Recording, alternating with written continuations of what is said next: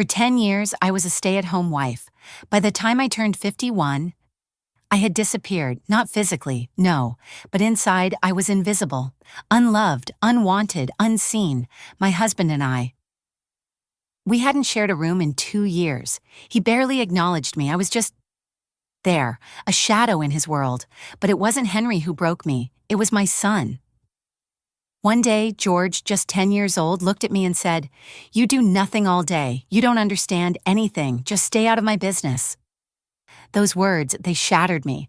I locked myself in the bathroom and cried like I hadn't in years, sobbing until there was nothing left. But something strange happened after. In the silence, I felt a spark. I wiped my tears, washed my face, put on some old expired makeup, slipped into a 3-year-old dress I used to love, and took a photo. Then I posted it on Reddit. What do I need to improve, ladies? Please be honest. What came next was a flood, a brutal wave of sarcasm, jokes, and cruelty. Built like a rectangle. You need a total reboot. Lose weight for your own health.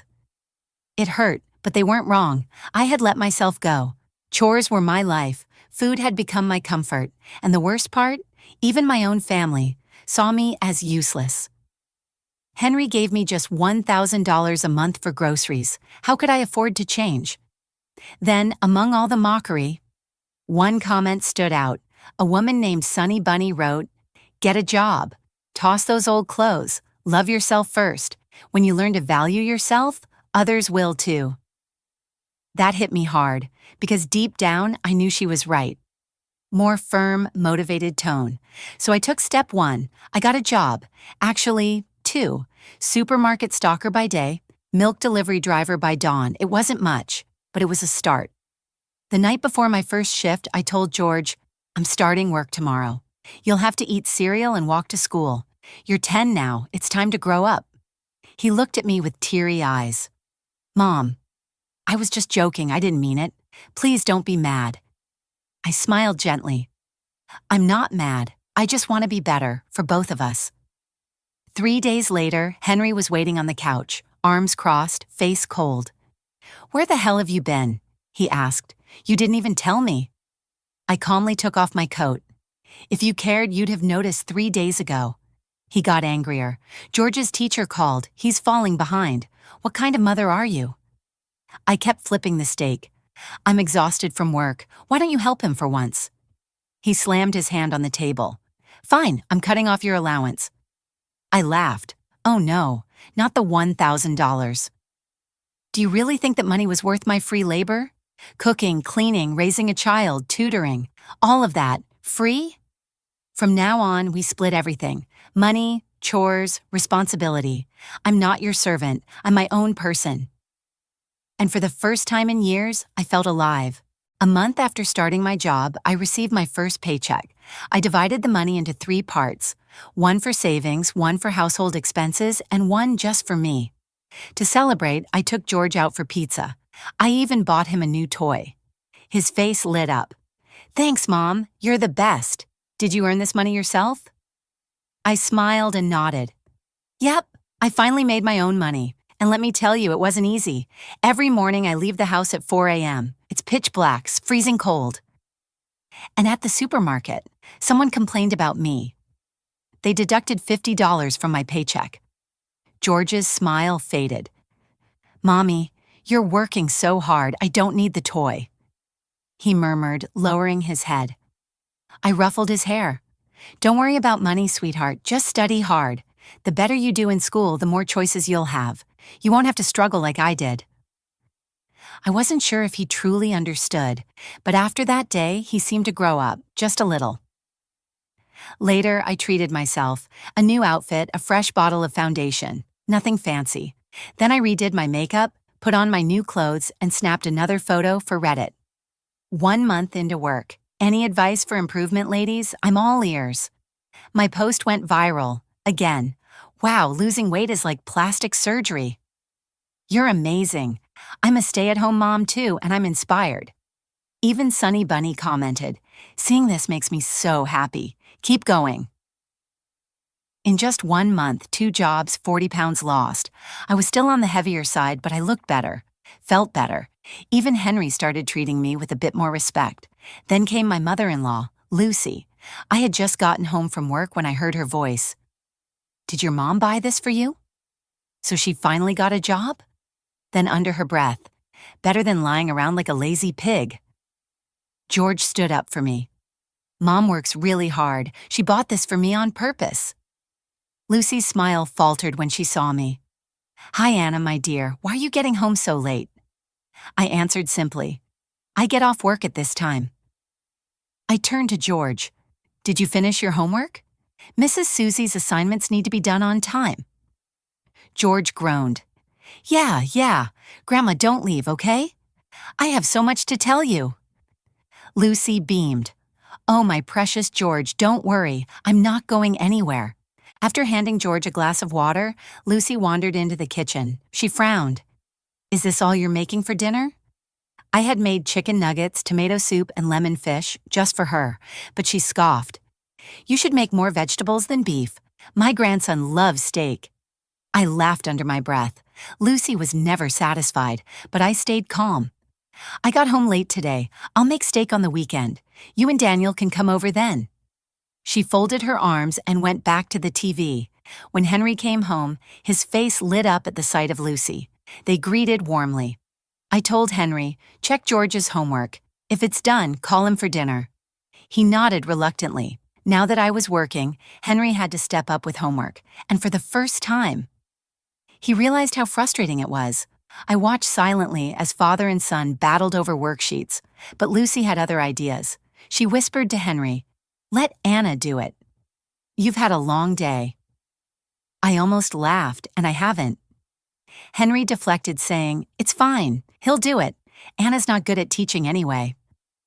Lucy glanced at me with growing suspicion, but I stayed quiet and called everyone to dinner. Then Lucy revealed why she was really here. "Your father isn't well. I have to care for him. I won't have time to help out here anymore."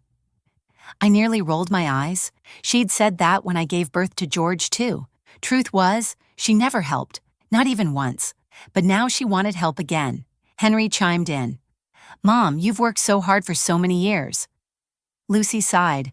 "The house is a mess. I just can't do it anymore." I knew what she meant. Before, I cleaned her house twice a week for free, but now I had a job. No time for that anymore. Henry turned to me. "Why don't you help Mom out this weekend?" I responded calmly. "I work Saturday." "Sunday, George has plans. Maybe you can help her." Henry immediately said, "That's not happening." Lucy's face darkened. Henry added quickly, "Mom, Anna's working now. We can hire someone." Lucy scoffed. "Hire someone? Why? Can't Anna just squeeze it in? Or you help?" Dinner ended on a sour note. At the supermarket, I kept working hard.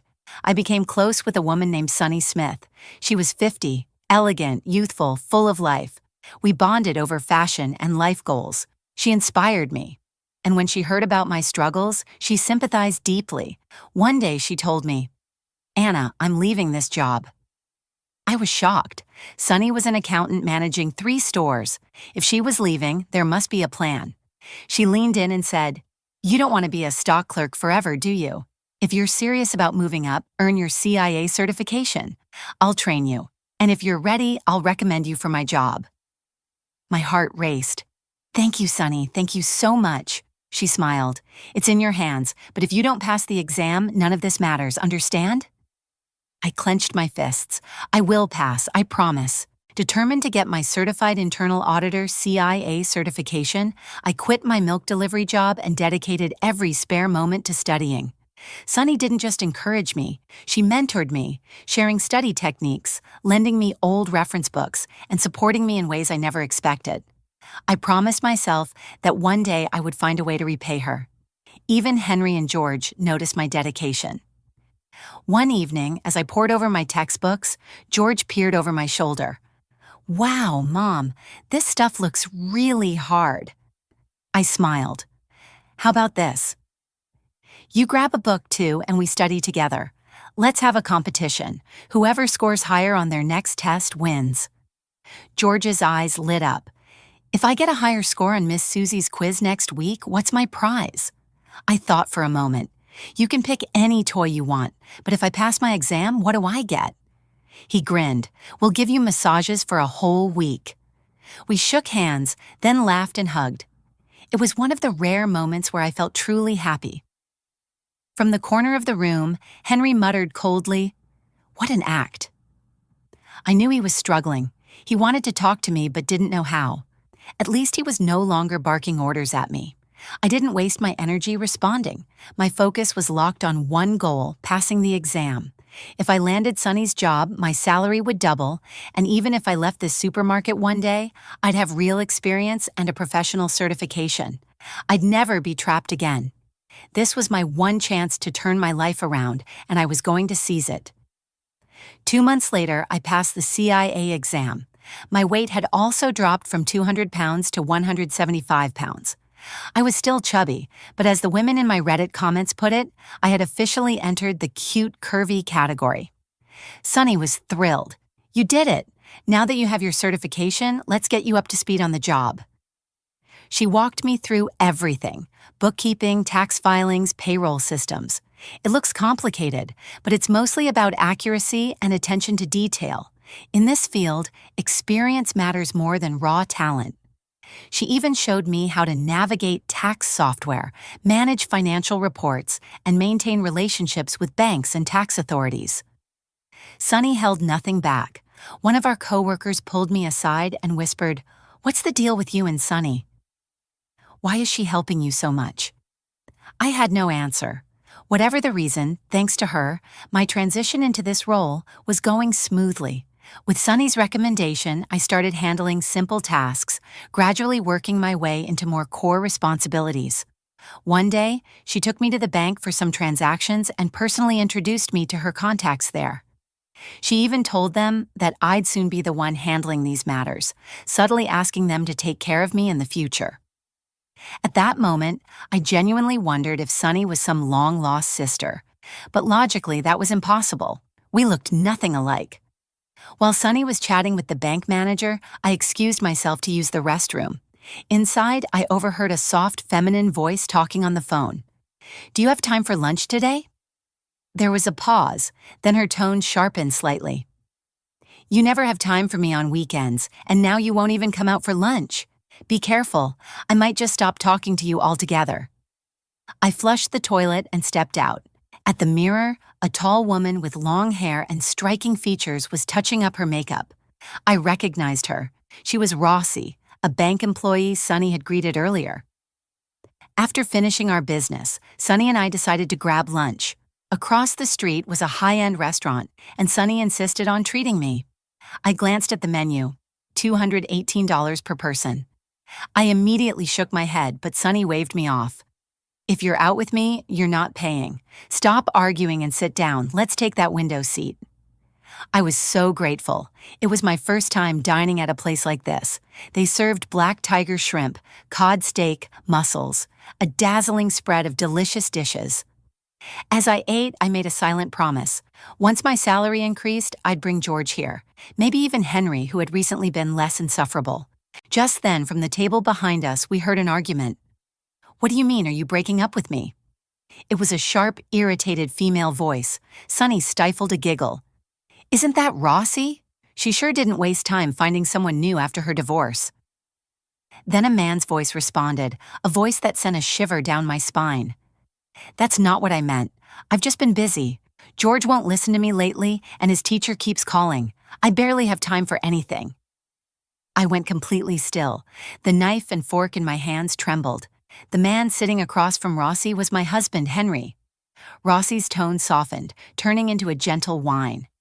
"I don't care. You need to make time for me. Olivia was even asking about you. She said Uncle Henry hasn't visited in so long, I miss him." Henry immediately started coaxing her. "I'll get Olivia that doll she wanted, the one she told me about last time, okay?" Rossi's mood brightened. "Ah, you remembered what she likes. Now that's more like it." My heart plummeted to the bottom of my chest. I felt lightheaded, my legs weak. I didn't even know how I made it home. But the worst part? I didn't even have the courage to expose them right then and there. For the past 2 years of sleeping in separate rooms, I had suspected Henry was cheating, but without proof, all I could do was torture myself. Every time I would convince myself, no, he wouldn't do that. He may treat me poorly, but he's still a responsible father and husband. But now the truth had slapped me in the face, and it was crueler than I ever imagined. He wouldn't splurge on a nice dinner for me and our son, but he dined lavishly with his mistress. He wouldn't buy George a simple toy, but he was more than happy to buy his mistress's daughter an expensive doll. I was shaking with rage, every fiber of my being screaming at me to storm over and tear those two shameless people apart. But I didn't. I hesitated. The house we lived in was Henry's premarital property. If we divorced, I wouldn't get a penny. His savings and assets, I had no clue. For all these years, I had been nothing but a full-time housewife, completely powerless, financially blind, and legally unprotected. If I filed for divorce, I would be the one walking away with nothing. And what about George? My parents lived with my brother's family. They didn't have space for me. If I left, I would have to rent a place and raise my son alone. But if I left without custody, Henry would build a new family with his mistress and her daughter. George would be left with his grandmother, trapped in a house where he would never be truly loved. He was just a child. Why should he suffer for his father's sins? And why was this happening to me? I had never hurt anyone. I had been nothing but a devoted wife and mother. Why was I the one being punished? I swallowed the betrayal, shoving it deep inside me, and like I always did, I turned to Reddit to vent my emotions without revealing the full truth. The comments exploded. Some were sympathetic, urging me to leave immediately and break free, but others were like daggers. Have you ever stopped to reflect on yourself after seeing your old pictures? I'd say your husband cheating is pretty understandable. Takes two to ruin a marriage, maybe you're the one in the wrong. Their words felt like knives, but the more they hurt, the more I forced myself to read them. I needed to stay clear-headed.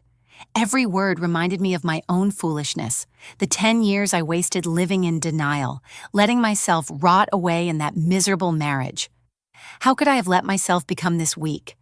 How could I have lived without self-respect for so long? I hated myself, but one comment stood out. Sunny Bunny, my most loyal follower, gave me the harshest yet most practical advice of all. If you can endure it until you have the power to fight back. Right now, treat your husband as nothing more than a financial tool, someone who pays the bills and takes care of the kid. Maximize your advantage before you cut him loose. In that moment, I made a decision. I wouldn't leave. Not yet. I would endure. I would play along, pretend, and bide my time. And when I was finally ready, I would destroy him. I spent a few days mentally preparing myself, determined to follow Sunny Bunny's advice.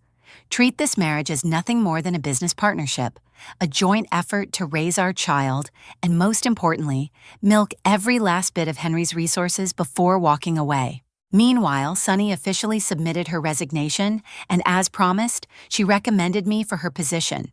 The store managers held a meeting and ultimately approved the transition. They liked that I had a strong work ethic, a good reputation, and a responsible attitude. Plus, hiring a new accountant from scratch would be time-consuming.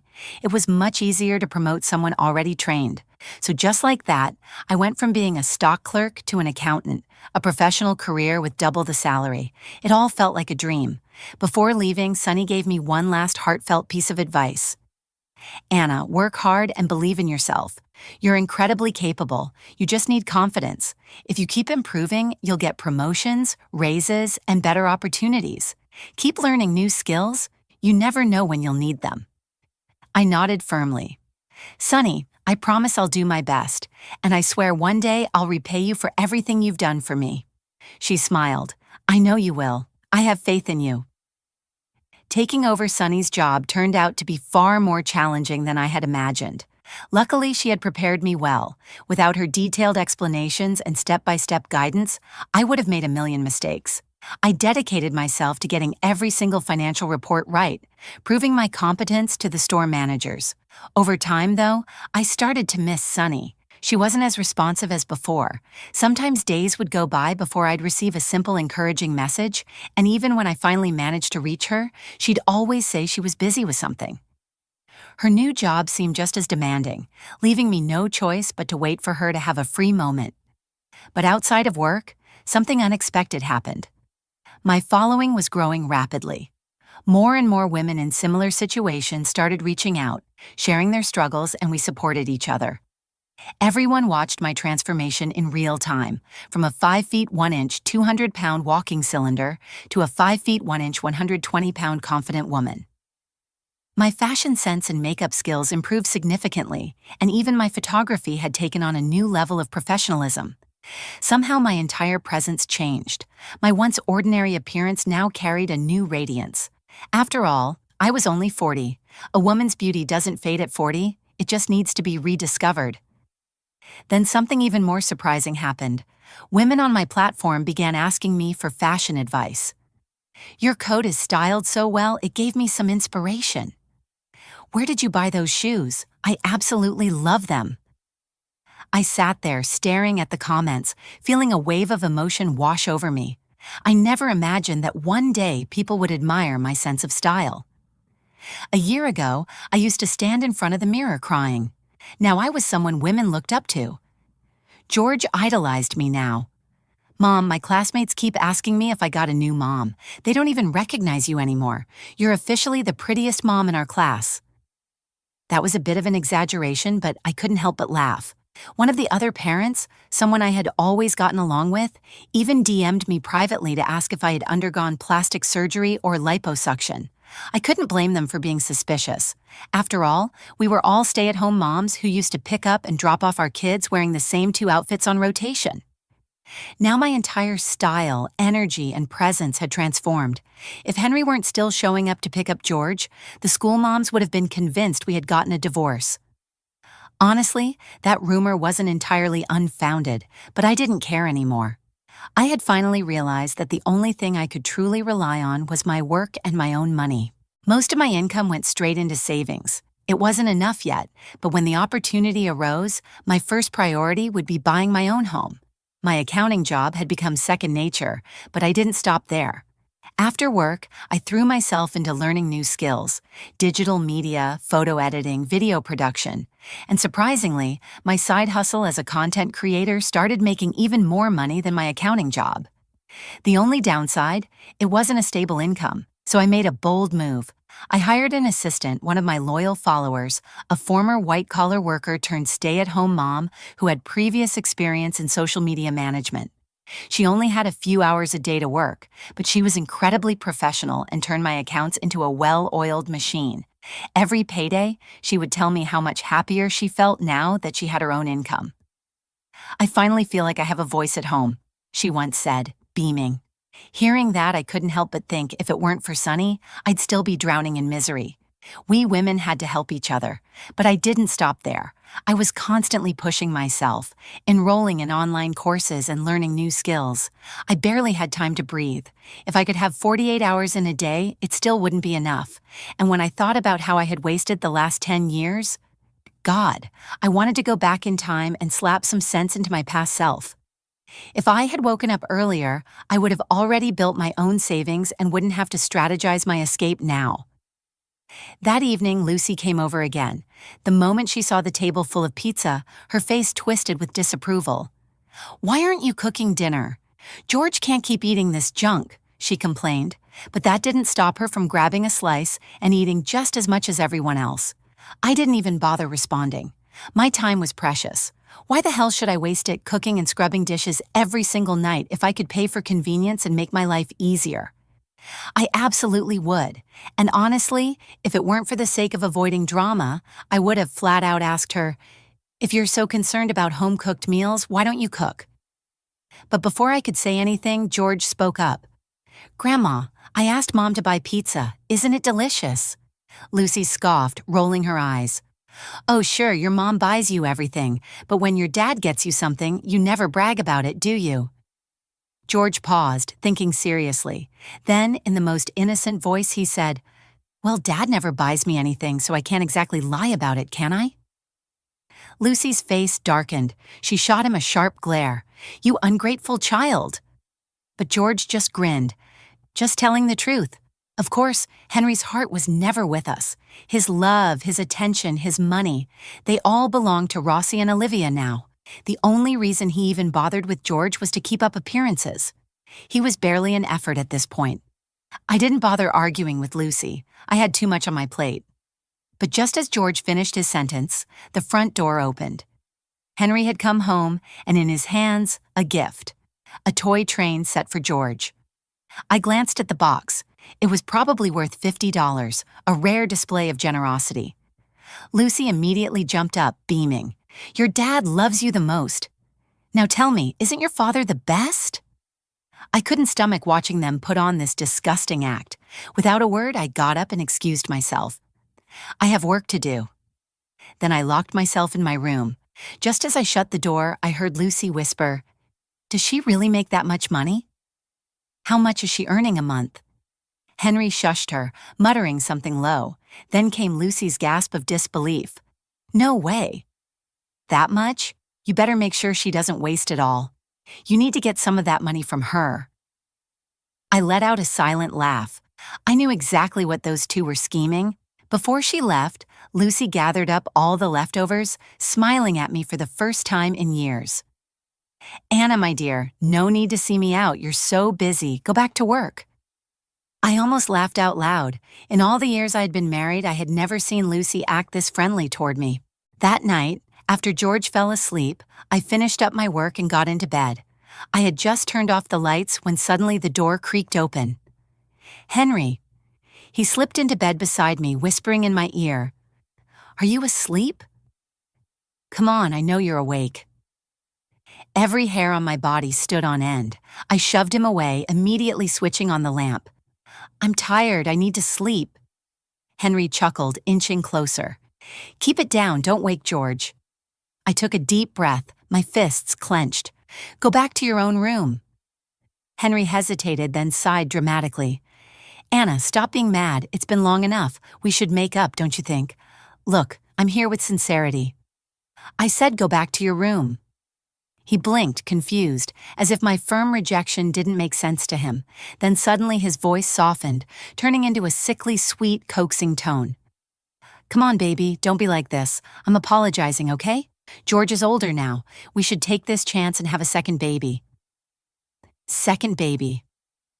I felt my stomach churn, so that was his plan. Now that I had changed, now that I was glowing, desirable, valuable again, suddenly he wanted to come crawling back. I felt pure disgust. I tried to push him off, but he just laughed and kept pressing closer. That's when I drew in a deep breath and slapped him across the face, hard. The sound cracked through the room like a gunshot. Henry froze, his eyes bloodshot, his jaw clenched, his fists curling in rage. "Are you insane? You hit me. Do you want me to make you kneel?" If this had been the old me, I would have shrunk back in fear, apologized, maybe even cried. But no. I lifted my chin and stared him down, and in a voice calm, cold, and unwavering, I said, "Who is Rossi? And who is Olivia? Did you really think I didn't know about your filthy little secrets?" Henry stared at me, completely stunned and speechless. It took him a full minute before he finally sat on the edge of the bed, his face twisted in disbelief. "What kind of nonsense are you talking about? There's nothing between me and Rossi." I let out a cold laugh and casually pulled out my phone. I tapped the play button. Rossi's voice, clear as day, played in the dimly lit room. "He'll visit Olivia when I have time. Maybe we can go see a movie together, and if things aren't too busy, we should take a trip." Henry's eyes widened, his hands began to tremble. You were spying on me?" I smirked. "Don't flatter yourself. I don't have time to investigate you." I leaned forward, my voice dripping with mockery. "Our supermarket does business with her bank. I work directly with her manager. That's how I got these recordings. Pure coincidence, really." Henry swallowed hard. "This isn't what it looks like. Let me explain." I tilted my head, smirking. "I'd love to hear your explanation." He hesitated, then blurted out, "It's not what you think. Our company needed a loan from Rossi's bank. She's divorced, and while she's easy, she flirts with everyone. I just played along to get things done." I let out a light chuckle. Oh, how dedicated of you. You even took care of her daughter's needs. How thoughtful. I clapped my hands slowly, my eyes gleaming with mockery. Truly impressive work, Henry. A flicker of shame crossed his face. Then with an exaggerated sigh, he changed tactics. Sweetheart, don't be mad. I know I messed up in the past, but our marriage wasn't great for a long time. I made mistakes, but no woman out there could ever replace you. I love you. I love our family. He suddenly dropped to his knees on the bed, raising his hand as if making a sacred vow. I swear to you, it's over with Rossi. I will never betray you again. You've changed so much over the past year. You've become more hardworking, more beautiful. I've seen it all. His eyes gleamed with sincerity. Please, let's start over. Let's fix our marriage. I looked at him, his desperate pleading expression, and felt a strange mix of emotions, bitterness burning and the overwhelming urge to laugh. This is exactly what I used to want. For 10 years, I had begged for his love, respect, and attention. I had cried, argued, pleaded, and compromised. I had tried everything: gentle talks, emotional breakdowns, rational discussions, even screaming matches. But back then, none of it worked. Back then, I was a powerless woman begging for validation. Now, I finally understood. People only respect those who don't need their approval. When I was at my lowest, Henry had been indifferent, even cruel. But now that I was thriving, now that I had rebuilt myself, suddenly I was worth fighting for. I gave him a small, unreadable smile. They say cheaters don't cheat just once. They cheat countless times. Why should I believe you? Henry hesitated. Not everyone is like that. I've changed. No matter what happens, it'll always come back to you. Believe me. I tilted my head. You're not very convincing. His brows furrowed. Then what will make you believe me? I tapped my chin thoughtfully before replying, We've been married for so many years, yet I've never even seen your finances. If you really want to prove your sincerity, hand over your salary card. For the first time that night, Henry's face drained of color. His reaction was even worse than when I caught him cheating. His smile vanished, his expression twisted. This time he looked truly terrified.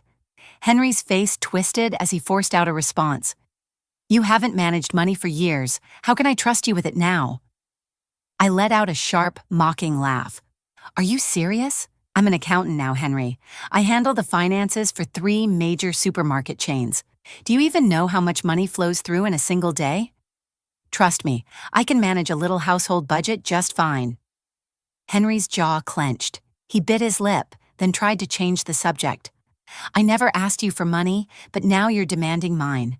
Let me ask you, how much are you even making these days? You're not just blowing it all, are you? But there it is. So this was what tonight was really about. Not about our marriage, not about love, not even about Rossi. It was about money, I scoffed. How much I make is none of your business. If you don't trust me, why should I trust you? Henry's mouth opened, then closed. For the first time, he had no comeback. After a long pause, he muttered, I heard you scheduled private health checkups for your parents at a top-tier hospital, then... I just stared at him, cold and indifferent. Henry continued, I'm not saying you shouldn't take care of your parents, but my dad's been sick for years. Why didn't you ever help him? He's your family, too. I almost laughed out loud. I really want to know, I said slowly, how you managed to be so shameless. I tilted my head. Whenever you expect something from me, do you ever stop to think about what you've given me in return? For 10 years, you sent money to your parents every month, bought them gifts, paid their medical bills. Did you ever spend a single dime on mine? Henry puffed up his chest like he was the most righteous man on earth. That money was mine. I earned it. Of course I spent it on my parents. What does that have to do with you? That was the moment something in my mind clicked. I could feel my own voice inside my head screaming at me to stop engaging. Enough. Why are you even having this conversation? This man will never change. And in that moment, everything became crystal clear. I looked Henry dead in the eye. Let's get a divorce. For the first time in our entire marriage, the house fell completely silent. It was like the world itself paused. Henry blinked, visibly shaken. Then he forced out a nervous laugh. "You're trying to scare me." I pulled back the covers, lay down, and closed my eyes. "I'm tired. Let's go to the courthouse tomorrow and file." Henry's breathing became uneven. His voice weakened. All right, stop messing around. I said I was wrong, didn't I? Let's just calm down."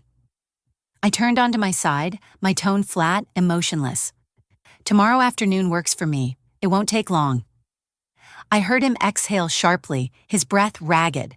But for me, there was no fear, no hesitation, no heartbreak.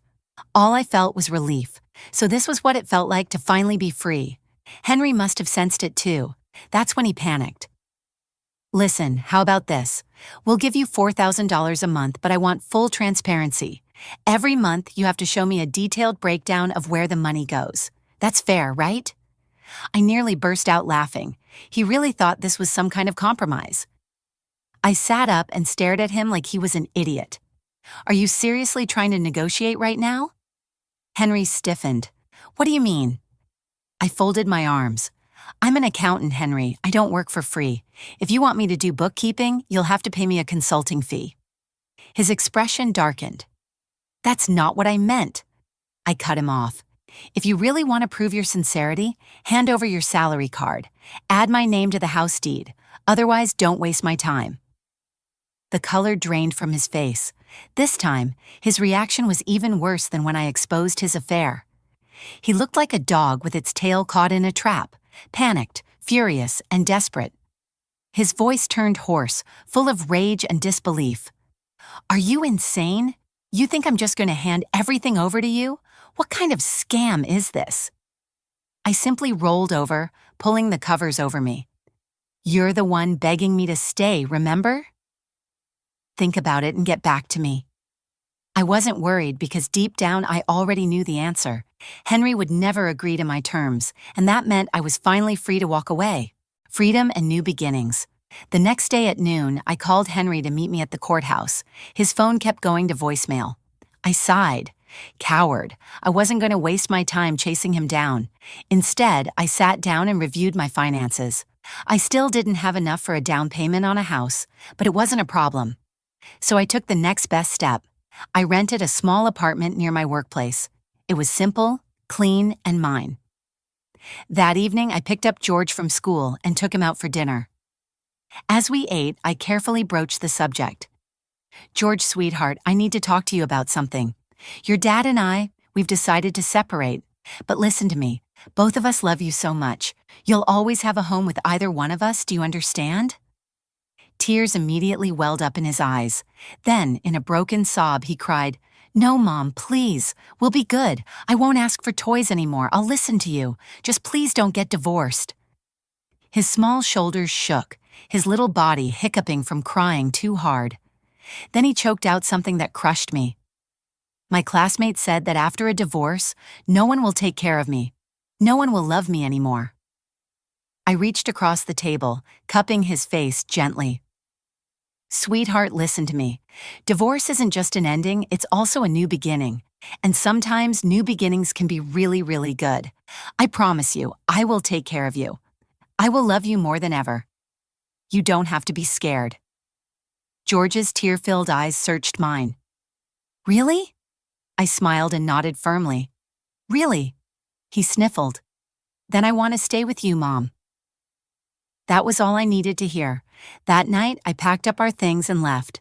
When Henry came home and saw the empty house, he finally realized I wasn't bluffing. At first, he tried calling, texting, even showing up at my work to argue. But after I ignored every attempt, he finally accepted reality and switched tactics. He wanted to negotiate. A divorce wasn't about love anymore. It was about money and custody. Henry's voice was tight with anger. "You brought this on yourself.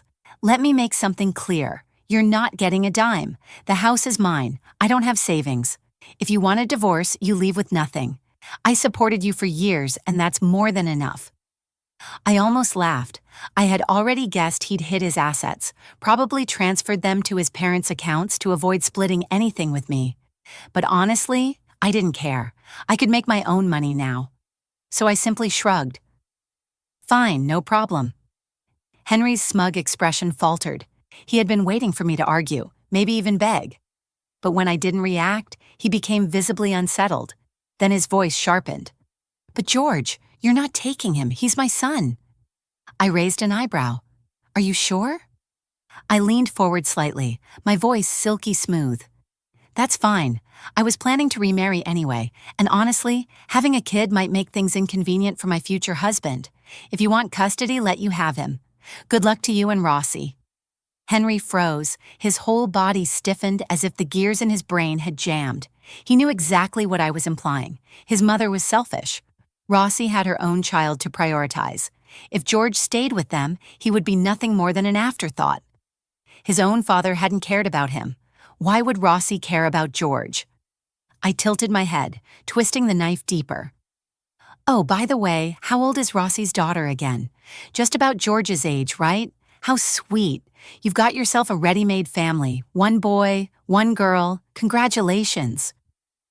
Henry's face darkened, his expression like a thunderstorm about to break. He didn't want to lose. He didn't want to let me walk away looking this good, this confident, this free. But he also didn't want to be stuck raising a child alone. And if I had full custody, he'd have to pay support, a lose-lose situation. I could see the turmoil in his eyes. I smiled. "Take your time to think about it. Let me know when you've made up your mind." Then, without another word, I got up and walked away. I had barely walked away from Henry when Lucy's number flashed on my phone. I sighed. Here we go. The moment I picked up, she exploded. "I heard you're divorcing Henry, you heartless, ungrateful woman." Her voice was so shrill that my eardrums buzzed. I rubbed my temple. "Did Henry forget to mention that he cheated? Maybe you should ask him first." There was a brief pause on the other end. Then in a tone dripping with self-righteousness, Lucy scoffed. "Henry didn't love that woman. He loves you. That girl is just some young pretty banker. Of course she threw herself at him. But did he ever ask you for a divorce? No. That proves he still wants you. And you're the one leaving just because you finally make a little money? You're the heartless one here."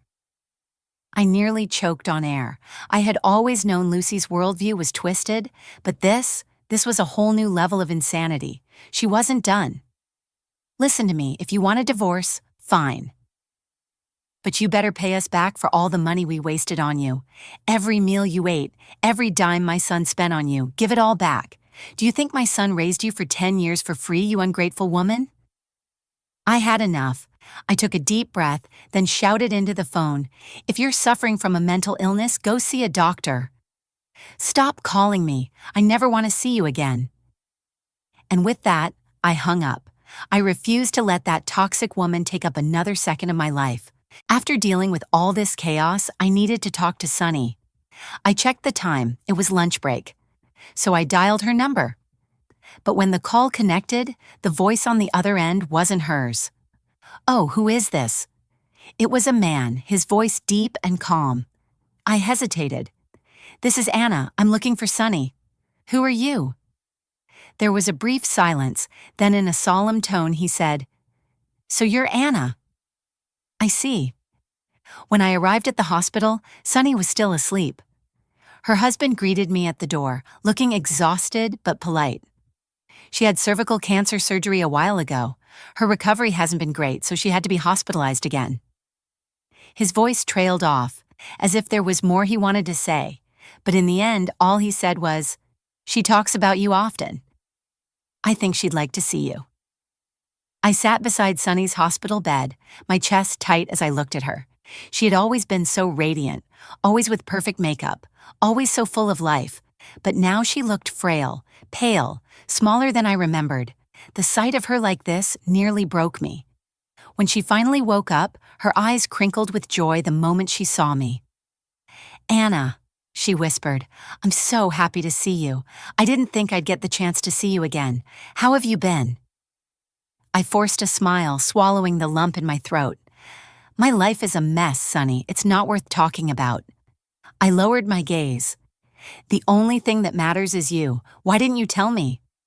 Stop thinking about anything else. Just focus on getting better." Sunny turned her head toward the window, her voice soft, almost distant. First of all, I want to congratulate you for finally leaving that toxic marriage. Your husband was garbage. He never deserved you. I blinked. I had never told her the full story. I had only vented vaguely about my marriage in passing. So why did she hate Henry so much? She turned back toward me, smiling. I still remember the first time I saw your post on Reddit, she murmured. I thought to myself, this woman needs help. Her eyes are filled with so much sadness. Seeing my shocked expression, Sunny blinked playfully. I'm Sunny Bunny, your fan. I've been following your journey for a long time. She must have enjoyed my dumbfounded look because she chuckled. Did I hide it well? I still didn't fully understand what she meant, so I just nodded blankly. She sighed softly. The first time I saw your post, I had just been diagnosed with cervical cancer. I was in the worst mental state of my life.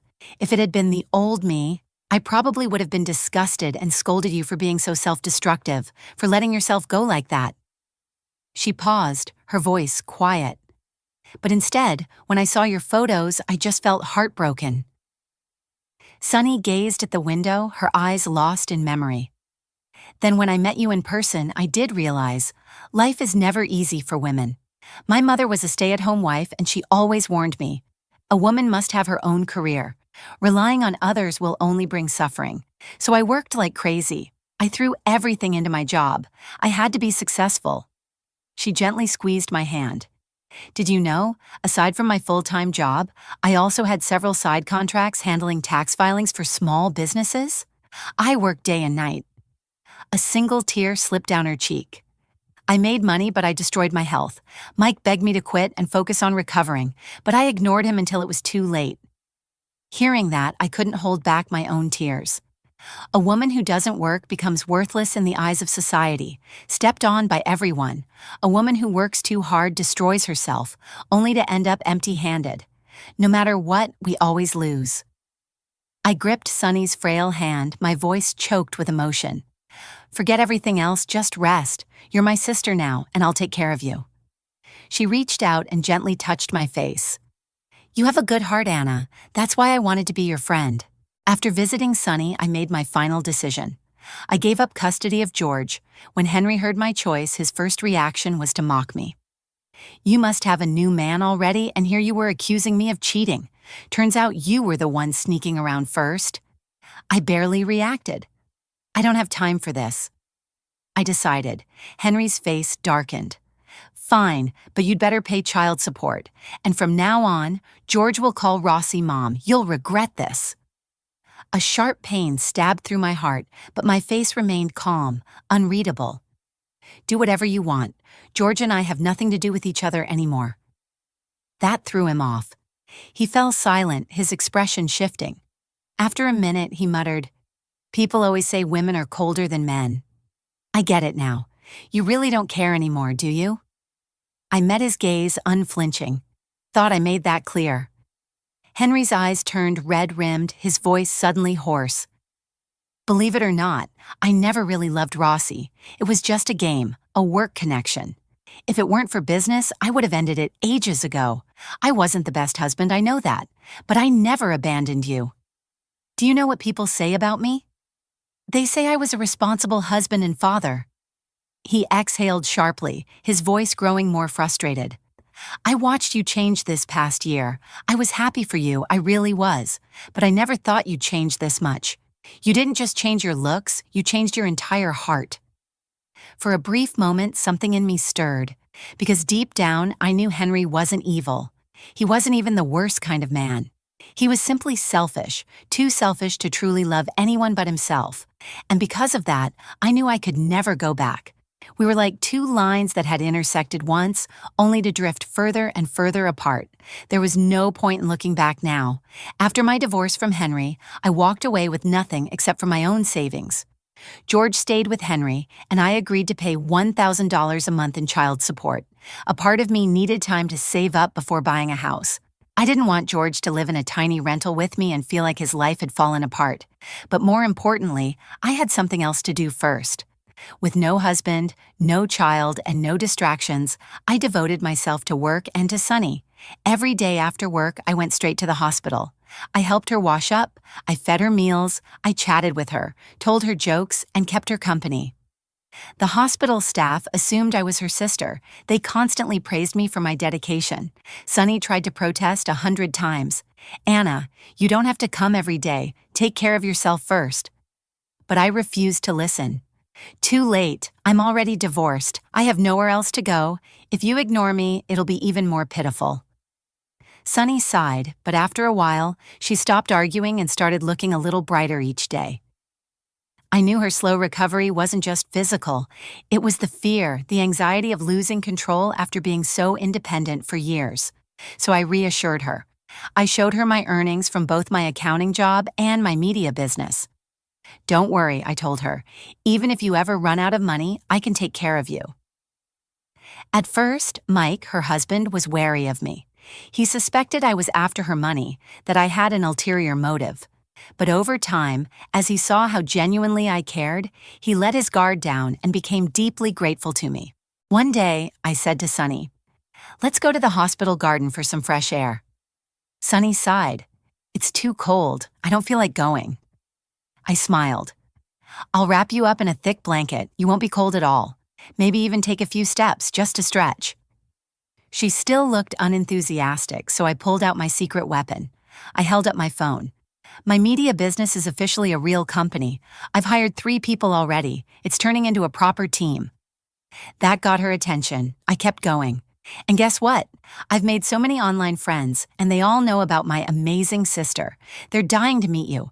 Some of them are super hot guys. You'd love them. Her eyes brightened. "Really?" I grinned. "Really? If your health improves, we'll go out together. I'll make sure you meet them. And if you want, I'll even get you a photo with them." Sunny's face flushed slightly, a hint of a smile creeping up. "The photo? Think I can touch their abs too?" We looked at each other, then burst out laughing. With my care and support, Sunny gradually regained her health. Her cancer had been caught early and her surgery had gone well. The only reason she had struggled so much afterward was her mental state, the exhaustion of a lifetime of stress and pressure. Once she recovered, I took her everywhere: events, vacations, shopping trips, movies, anything to make her feel alive again. We became inseparable. Even her son, Jack, started treating me like family. He was a college student, and whenever he was on break, he tagged along on our outings. Mike, a busy corporate executive, had little time for family. My presence in Sunny's life made things easier for him. So every time we planned a trip, he would happily sponsor us. "Enjoy yourselves. Don't hold back on spending." I couldn't help but compare him to Henry. Mike was 100 times the man Henry ever was. That night at dinner, Sunny and I were laughing as we tried on our new hats, admiring ourselves in the restaurant's mirrored walls. Then suddenly, a commotion. We turned our heads as a loud argument erupted at a nearby table. A small, thin girl was crying hysterically, clinging to a woman who was scolding a young boy. "Why did you push Olivia? Where are your manners? What kind of upbringing do you have?" The woman was Rossi, and the boy she was yelling at was George, my son. I felt a hot wave of anger rise inside me as I stood up, ready to march over. But before I could take a step, another sharp voice cut through the noise. "They're just kids playing around. You're blowing this out of proportion. That's why stepmothers are so heartless. If you dare lay a finger on George, I'll beat you to death." Rossi wasn't having it. She snapped back, her voice dripping with disdain. "I'm educating him. It's for his own good. What if he grows up with no discipline? What if he starts breaking the law, doing drugs? Will you still be around to stop him?" Lucy's face twisted in fury. With a guttural growl, she lunged, grabbing a fistful of Rossi's hair. "You shameless mistress! You think you're someone important just because my son likes you doesn't mean I do, you home-wrecking." Rossi screamed, blindly swinging her arms, scratching deep red marks across Lucy's face. The two clawed and yanked at each other, tumbling in a messy heap of shrieks and curses, completely oblivious to the growing crowd of spectators. People gawked, whispering, recording. And then through the chaos, Henry finally arrived. He rushed forward, trying to break them apart, but Rossi, still seething, wouldn't stop. She kept spitting insults, her hand still grabbing at Lucy's hair. Henry's face darkened. Then, in a sudden flash of frustration, he slapped her hard. The moment his palm connected with her cheek, a collective gasp rippled through the restaurant. Rossi froze, stunned. Olivia's wailing grew even louder, her tiny body heaving with sobs. The whole scene was a mess, and that's when I calmly walked forward. Without acknowledging the disaster unfolding, I simply reached for George's hand. "You all have a lot to sort out," I said lightly. "We'll be taking George with me." Henry, humiliated, barely managed to nod, but Lucy? Oh, she was not having it. "Look at you trying to play the hero. You're the one who wanted a divorce. You abandoned George, and now you think you can just walk in and take him." I didn't waste a single second engaging. I simply turned and started walking away, leading George with me. But Lucy wasn't done. She ran after me, trying to block my way, grabbing at my arms. With so many eyes watching, I didn't want to cause a scene. But Henry didn't stop her. He just stood there, letting his mother do as she pleased. Just as I was debating how to handle her, a tall figure suddenly appeared beside me. He pushed Lucy aside with one firm shove. "Get out of the way." Lucy stumbled back, blinking in shock. She sized him up, a broad-shouldered, muscular young man built like a proper athlete. "Who the hell are you?" she demanded. Jack cracked his knuckles. "The person who's telling you to mind your own business." Henry finally snapped out of it, rushing over to drag his mother away. With Lucy out of the way, I led George out of the restaurant without looking back. When we got home, I sat George down and gently asked, "Tell me everything." His voice was quiet but steady. "Dad finally took me out for dinner today, but Olivia always takes my stuff. If she can't get what she wants, she cries, and when she cries, I get in trouble." I felt a sharp sting in my chest. Tears pricked my eyes. I had been so focused on taking care of Sonny, I hadn't realized how much my own son had suffered. George had grown so much. He no longer complained, no longer acted spoiled, just endured everything quietly. Jack must have noticed my mood. He clapped a hand on George's shoulder and said, "Let's go play soccer." George's eyes lit up. "Really?" Jack grinned. "Of course." Without hesitation, George grabbed his shoes and ran outside with him. I wiped my eyes, then turned to Sonny. "I have some savings now. I think it's time I get custody back." Sonny gave me a firm, approving nod. "We're all behind you." And true to his word, Mike immediately helped me find a top-tier lawyer. After reviewing everything, the lawyer assured me getting George back wouldn't be difficult. But Henry refused to agree to my request for custody. Of course he wouldn't. All he had to do was dump George on his mother, keep collecting child support from me, and enjoy his life with Rossi. Why would he ever let that go? I stood up, smiling calmly. "All right then, see you in court." Henry's eyes glinted with something sly, and he suddenly pulled out his phone. "Anna, this is you, isn't it?" I glanced at the screen. It was a video. I recognized the setting instantly. It was from that chaotic fight at the mall.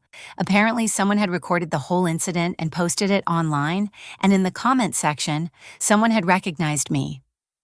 "Isn't this that influencer? The one who went from 200 pounds to 120? The stay-at-home mom turned self-made woman?" I had lost even more weight over the past few months.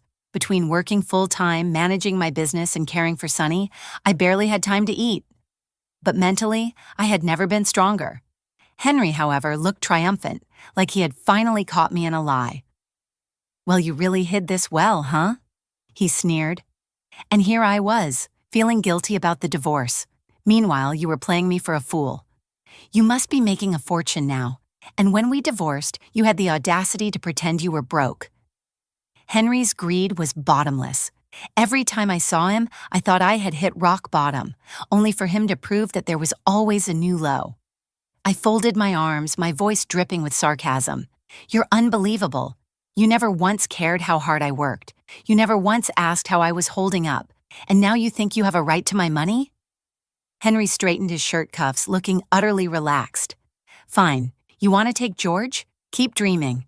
Unless you hand over $500,000, you're not getting him. You lied about your income during the divorce. I want my share." I stared at him, utterly disgusted. I had never loathed anyone more in my life. That night, I sat down with Sonny and Mike to discuss everything. After hearing what Henry demanded, Mike sighed. "Don't worry, I'll handle it." He immediately called our lawyer. At our first court mediation, my lawyer laid out all the evidence before Henry. With a polite but ruthless tone, he began. "Mr. Spencer, based on our investigation, your child has been residing primarily with his grandmother since your divorce, while you have been cohabiting with Ms. Rossi and her daughter, correct?" Henry's mouth opened about to argue, but the lawyer continued unbothered. "Additionally, on the 13th of last month, you personally attended Ms. Rossi's daughter Olivia's school meeting, while George's school meeting was attended by his grandmother. Here is a signed statement from the school confirming this." Henry tensed. The lawyer flipped to the next document. "This is a signed testimony from your neighbors stating that your household frequently orders takeout and does not prepare home-cooked meals, raising concerns about the child's nutrition and general care." Another page. "This is a medical report from a private physician. During your period of custody, the child suffered a right arm fracture. Would you care to explain the circumstances?" Henry slammed his fist on the table. "Oh, come on, every kid gets a few bruises. It's not like I broke his arm on purpose."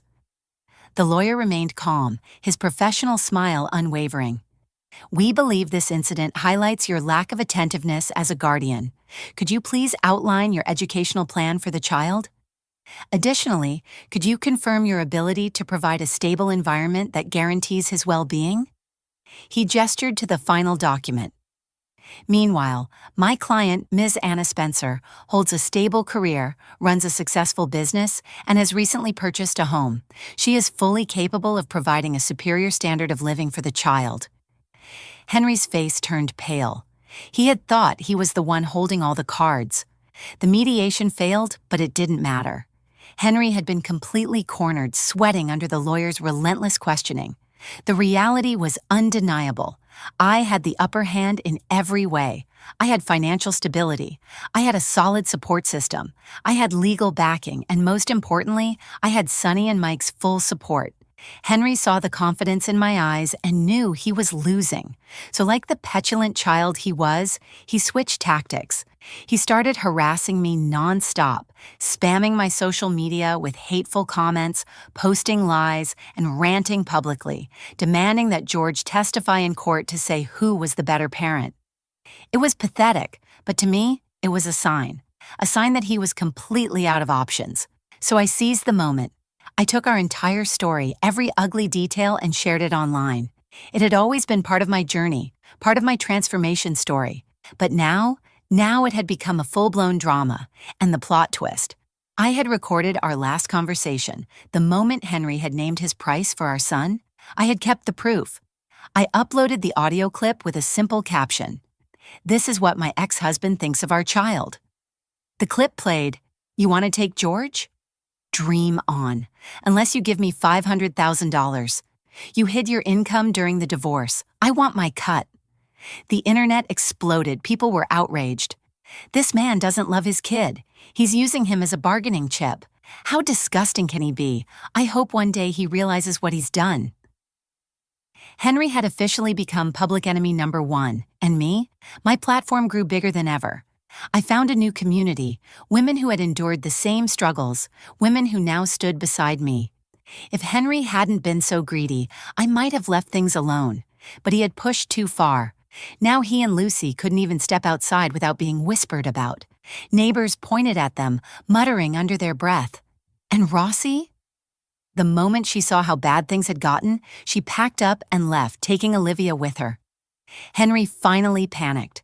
For the first time, he realized how alone he was. Suddenly, he wanted to talk. He begged to meet. I ignored every call, every message. The only way to reach me was through my lawyer. I refused to give him a chance to manipulate me again. And in the end, with Sonny and Mike backing me, Henry caved. He accepted a small settlement and signed away custody. After 13 years, I was finally free. Looking back, I realized something. Sometimes the things that drown you aren't as deep as they seem. You just have to stand up. I regretted waking up so late, but at least I had woken up at all. At least I had stood up. When everything was finally over, Sunny hugged me, her eyes filled with tears. She held me tightly, refusing to let go, and for the first time I felt safe, like I had come home, like I had won. This is my story. If you've made it this far, thank you. I hope my journey inspires you, even just a little. If you have thoughts to share, leave a comment below. And if you enjoyed this story, don't forget to like and follow. There are still many more inspiring stories like mine for women like us. I'll be back tomorrow with another one. See you then.